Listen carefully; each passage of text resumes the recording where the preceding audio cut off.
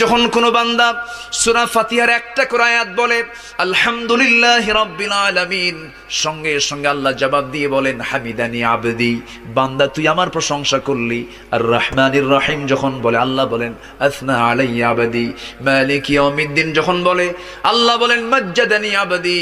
এরপরে যখন বলে ইয়াকা না'বুদু ওয়া ইয়াকা নাস্তাঈন পর্যন্ত যখন বলে আল্লাহ বলেন বান্দারে তুই আমার কাছে কি চাস, প্রাণ খুলে চা রে বান্দা। ইহদিনাস সিরাতাল মুস্তাকিম থেকে শুরু করে নিয়া ওয়ালাদ-দাল্লিন পর্যন্ত যখন বান্দা বলে তখন আল্লাহ বলেন বান্দা নামাজের মধ্যে এমন প্রেমের খেলা খেললি বান্দা, তুই যা চাইলি সব আমি আল্লাহ কবুল করলাম। ওই বান্দা যখন রুকুতে যায় আল্লাহ তখন অস্থির হন।